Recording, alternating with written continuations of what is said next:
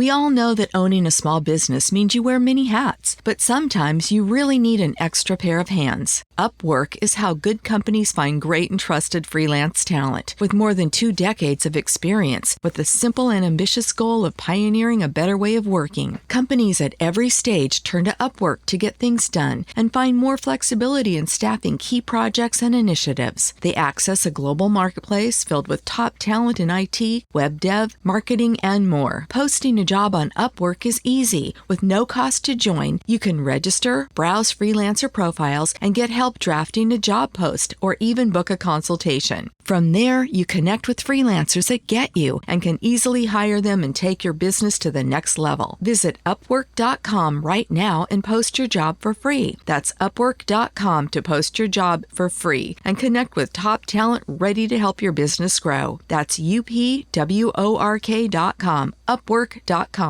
KFI AM 640. You're listening to Later with Mo Kelly. On demand on the iHeartRadio app. Good evening. It is just past 8 o'clock here on this Friday, August 29th. Now, Conway just texted me, you got Channel 9 on. And I got to tell you, I'm so new here that I don't know how to even operate all of the buttons and switches here to switch to Channel 9. I'm assuming that there might be some update about what's going on in the pursuit, perhaps. All of the other networks, including KTLA, have gone away from the coverage. So we will do some investigation and get back to you. I tell you, I'm so new to this place that I had to call Kayla, the producer. And I told her every other time that I've worked here, somebody has had to come let me in because I didn't even have my badge yet. Kayla, do you know what I asked? You asked what floor you have to go to. I asked, what floor are we on? Yeah. There's 5 floors here. 6. 6? Yeah. Well, how would I know? I didn't even know. Ronner, how you doing tonight? Lovely. Welcome aboard. Thank you. I love hearing your voice, your dulcet tones. Well, Really? thank you. Yeah. Oh, you don't like Ronner's voice? I mean, that's not. I would cut off the voice part of that sentence. and I just think she's a leave it little at afraid of me, Ronner. if you want to know the truth. I think the voice makes her quiver in fear. It does. has an intimidating quality to it. Very scary. You know, as a man boy, as a person who people think is still not fully gone through puberty, I am a little intimidated by dudes who have that real deep radio thing. Well, Mark Thompson must petrify you. I could never be in the room with him. He's got the voice of God. I've interviewed him a couple times, but only on Zoom. Only on Skype. because you're scared it will take away from your masculinity. I can't. It's like, you know, I wouldn't stand. Yeah, exactly. It'd be like Black Bolt from the Marvel Comics. If you stand before him and he speaks, it would flay the flesh from your skeleton. Yeah, medium well. Yeah. For sure. And Robin, how you doing on the ones and twos today? Doing pretty good. Does anybody go to Taco Bell? Nah. Grudgingly. No. I go every once in a while. You get caught short late at night. What are you going to do? You gotta, and to me, I'm a Taco Bell guy before I'm a lot of other option guys. You know, I don't want to put anybody down. But I'm going to Taco Bell, and I haven't experienced this yet. But apparently, they have tried to implement AI, and they're saying no moss to AI on the drive-through windows. One of the lessons they have learned, and it's not because the AI doesn't work very well. What do you think the problem is? They're giving too much food away. The wrong order. Nope. The AI is doing pretty great. It's the people that are the problem. People are messing with the AI, like ordering, quote, 18,000 cups of water. What? Yeah. Sounds about right. Why? Because there are people going to Taco Bell to mess with the AI at night. Of course, that's what's going on. One employee posted that the AI assistant started telling people that the restaurant was out of everything but drinks and sauce packets. A person attempting to order a chalupa supreme with onions from the AI assistant ended up with 3 chalupas. When they tried to replace meat with beans, the AI simply said no. McDonald's is also trying to infuse operations with AI. They're doing it with the goal of improving order accuracy. Wendy's has brought Google AI into their drive-through windows. They're training it so that it knows Wendy's specific lingo, like that JBC is short for Junior Bacon Cheeseburger. White Castle also, apparently. But a lot of people have said, no, we're not doing this.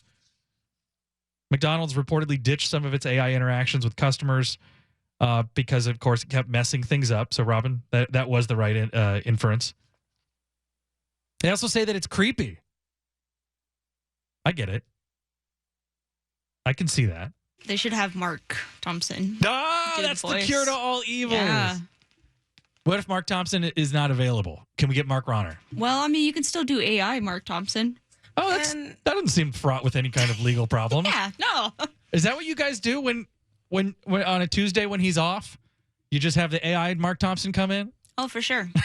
And I also feel like there's a bunch of people on the list before we get to Ronner. You know, not to be a Ronner hater all night. What's going on it's here? Mark Thompson, and then we got Neil Saavedra with the amazing voice. We got Tawala. Yeah. I have a whole bunch of people before I throw Before Ronner. What have I ever done to you?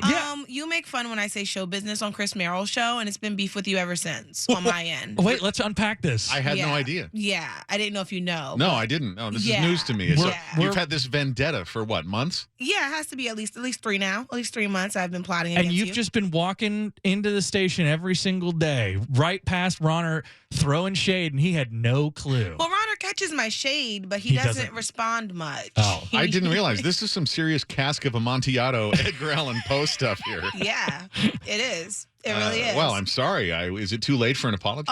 It's too late Way now too to say late. sorry. In the words of Justin Bieber. One Republic as well. Well, in that case, I might as well just lean right into it. That's right. Yeah. And sorry, I just want to, Caleb, one more time understand, what did he do? He made fun of the way you said show business? Well, every time Chris Merrill does his show on Sundays, he goes, "There's no business like," and I say, "Show business." Yeah. And Mark's all like, "You're still having her do that?" Well, okay. My whole point was that you're better than that, Kayla. You don't have to debase yourself like that every single time. Really, what this comes down to, again, is I'm on your side. Chris Merrill is the problem. Oh, all right. I'm sorry, Mark. I'll redirect my beef to Chris. There you go. Chris Merrill, by the way, who fired me earlier today. Oh, yeah, he did. From my day job. You're no longer with KTLA. I get the formerly of KTLA. We'll see. Well, real quickly, before we send it back to Mr. Ronner and his dulcet ways, Ford has recalled 500,000 vehicles over potential brake fluid leaks. I wanted to tell you this because this information, if you have one of these cars, I'm alarmed at how slowly it's going out. Ford recalling the cars over modules that will lead to leaking brake fluid. No one likes a leak. A hose in the car's rear brake system can rupture and cause a leakage. This has happened in the 2016 to 2018 Lincoln MKX midsize luxury SUVs and 2015 to 2018 Ford Edge SUVs. So if you see some of those cars pulled over on the side of the freeway right now, you know they're listening to KFI. I also have to full disclosure, I did a commercial back in 2015 for the Ford Edge SUV. I feel partially responsible for this. Good luck with the class action lawsuit against me. Yep. Because I All work your in fault. local news. The driver may experience an increase in brake pedal travel, and it could make your stopping distance worse. And an increase in stopping distance could increase the risk of a crash. Written by an attorney, it sounds like. Ford says it'll notify affected vehicle owners of the risk in early September. So you're welcome. I'm giving you the information now so you don't have to drive that Ford Edge off a cliff or whatever. Check this out, though. The remedy for the issue is still under development and is not expected to be available until April. I don't know about you guys. That's not enough for me. Takes me back to the Firestone AT days of the 1990s. Do you guys remember this? All the Ford Explorers? I'm not sure. There was this big issue with the Firestone tires in the 90s, and they would fail or something, and it could cause your Ford Explorer to flip. And that was obviously very dangerous. And because all I did as a child, my brother and I watched the news, we were transfixed with this issue to the point where we drove down the road on the freeway and or to stop cars in parking lots to try to identify if those Ford Explorers had the Firestone AT tires. I believe my brother at a Dairy Queen went up to a lady and congratulated her on not having Firestone AT tires. He was 8 years old. She probably looked at us like we were insane. You're listening to Later with Mo Kelly on demand from KFI AM 640. Quick update here. Speaking of Conway, messaged me to tell us to share with you that it appeared as if helicopters were landing there at Zuma Beach to transport those 3 kids who were involved in that pursuit that ended in a crash on PCH. They'll be transported down to UCLA Medical Center, where we hope that they will receive as much attention that they need. It's a good place to be if you're in a bad way. Any news on the other driver? No information. crashed? I know we saw that. No, I don't have. Ronner, do you have anything? I don't have any other specifics. No, I've been keeping my eyes open on a variety of different sources, and there's nothing new coming in. I know that there was a bunch of other vehicles that were involved in that crash there. It is at PCH in Canaan Dune in Malibu. I imagine the traffic is probably a nightmare over there, but you had a bunch of people responding there. 4 other vehicles were involved in the crash. An Audi, a Fiat, and a couple other cars. And like we said before, really important there to hear, and good to hear, that those kids are getting the attention that they need. A scary crash. As we move on this Friday night, let's talk about something more fun. You know what I love? I love game shows. Do you guys like game shows? Of course. Oh, yeah. Match game? Are you kidding?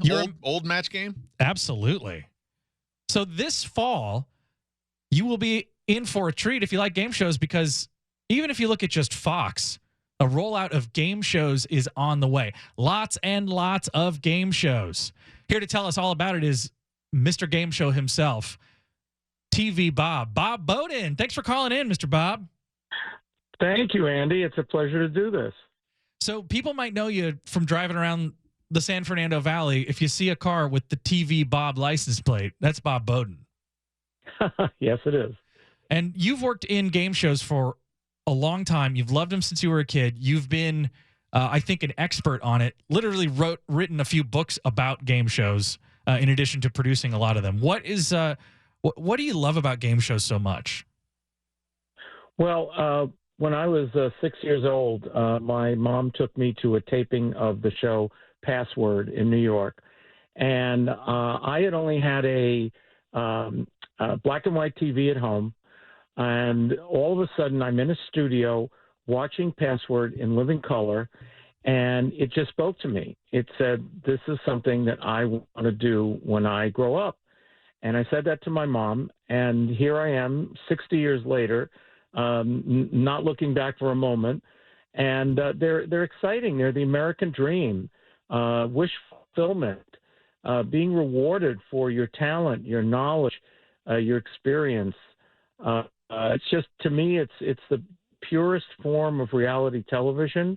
And it's a way that people can have their 15 seconds of fame and, pay off that college loan or buy a house or go on a honeymoon, take care of their family. It's a fantasy in a world that's, filled with turmoil. So I'm just going to read through some of your credits here. Shows that you've developed, supervised, and produced, according to your Wikipedia. So I don't know, Bob, if you got to correct me if this record is wrong. Funny You Should Ask, Family Feud, $25,000 Pyramid, Press Your Luck, Card Sharks, Home and Family, Family Game Night, Penn and Teller's Sin City Spectacular, House Husbands of Hollywood. What is that one about? There's so many. Oh. This is an insane list of things. Well, those are not all game shows, but some of them are, and there's quite a few other game shows that I've been a part of. Funny You Should Ask is on right now. We start our new season on September 8th. I'm very proud to be a part of that show. And I've worked on a lot of classic game shows over the years. And I know that you worked with Dick Clark Productions. Like you said, the Funny You Should Ask is what you're on right now. That's a Byron Allen project. Dr. Wendy Walsh, real good friends with Byron Allen here, friend of the show. Why do you think there's so many that are coming back right now? Is that's the state that Hollywood is in, where we can just start them up and we know what we're going to get? Or what do you think is the resurgence accredited to? Well, there's a few factors. One is certainly cost. Game shows are much cheaper to produce than scripted comedies and dramas. You can bang out a whole season of a primetime game show in 1 week. The shows repeat very well. and you don't have a lot of the expenses that you have scripted shows like high-priced performers, and so it's something that is just it's easy to gang shoot them. Jeopardy does 230 episodes a year. Family Feud does 200. You can just go on and on and on, and have product for the air every single day, almost year round. So I was talking to Conway earlier, and he wanted me to ask you, and I will say the same for me and Mark Thompson, and why don't we throw Mark Ronner in here as well? We're all looking to have our shot to host a game show. And I know you have my phone number now, so there's no reason, Yes, there's no do. delay. What are you looking for when you're looking for a game show host that really, what separates the guy who we never hear about with somebody like an Alex Trebek? Well, the classic understanding of the role of a game show host, and the best game show hosts, I think, of all time understood this the best, is that the host is not the star of the show. The stars of the show are the contestants and the game. And the contestants are the ones that the host will make shine if they're good at what they do. And the game is what reaches out to the people at home to play along. They're the most interactive form of television there is. And if a host can lead, they used to be called MCs, Master of Ceremony. If they can lead in an authoritative way, but in a fun, entertaining way, the gameplay, so that you at home are playing along, thinking you might be on the show, thinking you could win, that's the mark of a good host. And all of them, there's like a standards and practices. There's a legal department. They make sure that everything is all done real, right? Because a lot of television shows we know that are in reality are not that much, but game shows for the most part, that actually happens. Well, back in the late 50s, there was a scandal. There was a series of scandals that involved big money game shows, and the producers were giving the answers to contestants to achieve the results that the sponsors or the network wanted. No, and they got caught. And this led to a lot of laws that came onto the books in the early 60s that still exist today. And every show has a watchdog company that looks over the fairness and the gameplay and makes sure that there's no improprieties, that everybody has the same chance to win. And if you break those rules, if you are caught cheating on a game show, you are subject to go to federal prison. Wow. It is yes. Can you imagine being in federal prison because you cheated on a game show? Yeah. Well, what are you in for, made those Ronner? laws very strict. You knew what the password was. You looked at the little screen, you could see it. Yeah. Those are the scariest guys out there. Well, I'll tell you what. I'm excited for you, and I'm excited for Funny You Should Ask. And I'm excited because you wrote a book, and I'd love to hear about that real quickly. What is it called? Yeah. What's it called? The book is called The Creative Leader.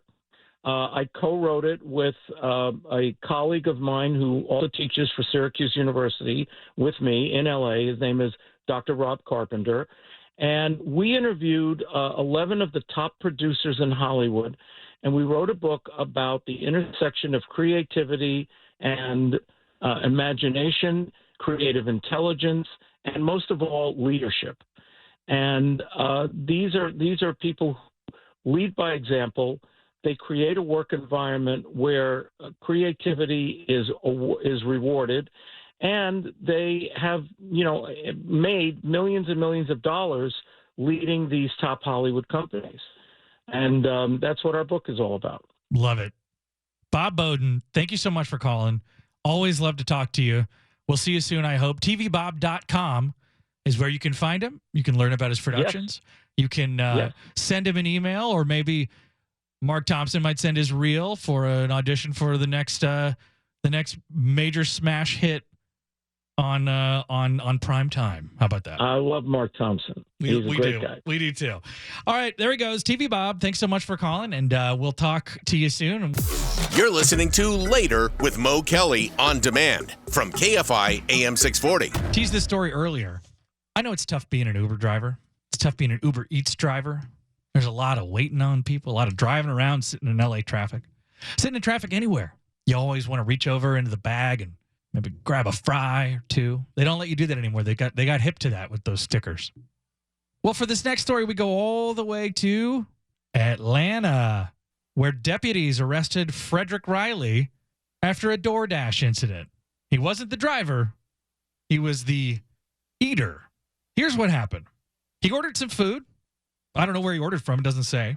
But, let's say Arby's. It's kind of immaterial. Taco Bell. The driver picked up the order, got it safely to his house, walked up the steps. The driver was a woman. She knocks on the door to deliver the food. And Frederick Riley answers the door. And for all the marbles, what's wrong with him? He's ugly. He may be. We're not here to judge. We can only report on what we know for sure. What do we know? He was naked. Ooh, Yep. So, that's a normal thing, I guess, that happens here in suburban Atlanta. Is it? Because, well, I guess it wasn't that normal. She called 911. In between that time and sometime later, he orders another item. Maybe this time from Dairy Queen. Maybe Fuddruckers. Maybe Piggly Wiggly. Who knows? Another female driver brings him his food. For all the marbles, what has he got? Still no clothes. She calls 911, and a female deputy responds, knocks on his door, body cam on. He answers it completely nude. Is he like a nudist? We don't know his motivation here, other than that if he's not a nudist, he's at least an exhibitionist. The deputy though knocked on the door and announced it said DoorDash. And then apparently in the body cam footage, according to Fox 5 Atlanta, a dog is heard barking from inside within a minute, perhaps long enough to put pants on, they say. They're speculating. Riley opened the door. He was naked again. Deputies say not for the first time that night, as you heard. One of the drivers was able to snap a picture of him at the front door. And allegedly in this video, he appears shocked when he's told he's being charged with public indecency. I guess if you do it multiple times, you maybe are surprised. Clearly, he didn't think it was weird. Did he invite one of the Uber drivers inside? He just said thanks. Oh, I saw on TikTok that he invited one of them in. That's why you can't believe TikTok. That's right. I mean, that may be true. It's not according to Fox 5 Atlanta. I don't know. Do you think anybody at Fox 5 Atlanta is awake right now? Think anybody at the assignment desk? Should we call them and see? At midnight on a Friday? Yeah, let's see. It's impossible. I don't know how sober they are, but they might be awake. Let's see. Let's see what we can get. Atlanta. Should we try to call Fox 5 Atlanta? I don't think we're going to get far, but I'll try. Let's get on it. Well, I'm going to do it. That's pretty funny. Not how you give the driver a tip. No, not that kind of tip. How long did you have that loaded? I was trying to see if Robin was watching over the rim shot button, but apparently we got nothing. She's shaking her head no, like it wasn't deserved. I don't believe that is her prerogative. Oh, I don't know. If she's got the rim shot button, she's the master of her domain over there. I'll turn your mic off. Man, it is an all-out war on Mark Ronner tonight. Surprised you can move with that Kevlar you're wearing in there. Oh yeah, Mark? That's a tough joke because people can't see. Yeah, it's radio. I know. They can't see that she's. That's a cool kind of like a tactical situation. What's going on with that? Yeah, explain it, please. Yeah, please. It's a weighted vest. Mm-hmm. Oh, you're working out at work. Sure. What is Hey, we'll go with that one. We'll do it. I'm legitimately very curious about this. I didn't even notice. That's neat. That is very interesting. You didn't notice that you had a weighted vest on. First thing I noticed that I had anything on. Wait, huh? Usually you answer the door without any clothes. Yes, yeah. I remember. Yeah, I do that all the time. That's your vibe. Well, thank God you're not in Atlanta, suburban Atlanta. He was arrested for indecent exposure, and then he was out on a $1,200 bond, where I guess he can continue on his ways. Continue opening the door naked. That's just a really weird kink. That's one of those things where you got to think like, I can only do this once. Yeah, he's like a flasher, but instead of opening his coat, he's opening the door. Usually I'm not on the side of the Uber Eats drivers in sometimes in LA. I think sometimes when they sit and they take up parking spots for people who are going out to eat, that drives me crazy. Oh, aren't you a little bit too young for that?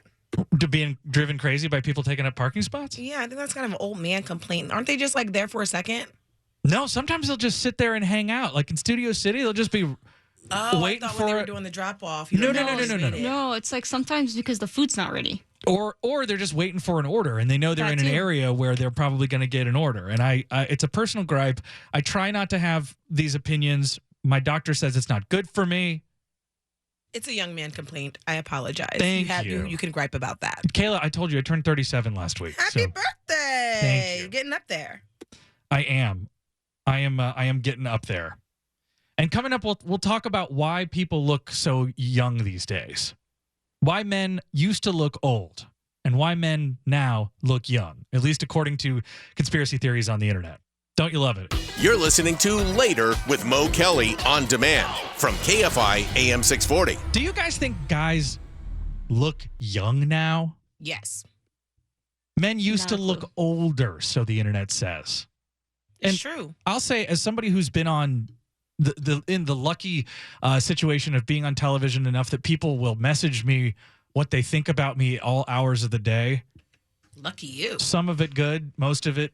The TV does add gray hair. It adds gray. Yes, it does. I've not heard. I've heard pounds, but I've not heard gray. No, so you think TV makes people look older? Gray. For sure. You look older. On TV, I look older? Yeah, because the front of your hair, it's like they turned it gray. It is gray, though. It's just because it's like the light. Yeah, I was going to say significantly more gray. People think I dye it. I don't. But a lot of people think I'm very young, and I hear that a lot. Let's say, look at this guy without his jawline. Look at this overgrown teenager. And I thought it might just be me, but apparently I'm not the only one. Because if you think about Jaws, the movie, not the concept, like we were aforementioning my lack thereof jawline. Richard Dreyfuss, back in 1975, Jaws 1, 50 years old this year. Guess how old he was? 26 years old. That guy has gray in his beard. He looks grizzled and haggard. Might have been because of arguments he was getting in with Robert Shaw. I don't know. Shaw was older than he looked, too. He was only 51 when he died, and look at how he looked in that movie. He was 46 in that movie, I think, and he does. He looks like an old, grizzled New Englander. But he was a big drinker, though. That'll take a little out of you. Well, there's a whole conspiracy theory. Let's get into it, exactly why. This is according to the New York Post new YouTube video series called Make It Make Sense, which I think is pretty interesting and very cool. Let's take a listen. Hold on. Oh, my God. This is so embarrassing. I swear this never happened. This is how you know men used to look older and how men of the same age today look like little children by comparison. And when you look through the examples shared online, it does seem kind of weird. So did men actually used to look older? Are we just a bunch of big babies now? There's actually quite a few rational explanations, and I'm going to get into those. When you look at the actual data of testosterone levels in America, you can see that testosterone levels in men have dropped significantly over the last few decades. Scientific studies estimate a 1% drop in testosterone levels each year since the 1970s. Which is like 50%. That's a huge amount of drop. And that's the major conspiracy, is that all of us soy boys with low testosterone and high estrogen. Interesting. I was going to ask a question about that. I was like, so less testosterone makes you look better? Like a lady, or at least not as masculine. As smooth as that baby. Let's see what else it could be. You know what people in the 70s used to call sunscreen? Baby oil. They were basically rotisserie chickening themselves under the sun for a golden brown tan. Your dad's skincare routine in 1979 was a bar of Ivory soap and a splash of Old Spice. Today, people have entire 10-step rituals like they're Patrick Bateman in American Psycho. I don't, though. I'm still basically just a bar of soap and some lotion. I don't know. I don't know if that works for me. Everyone used to smoke cigarettes.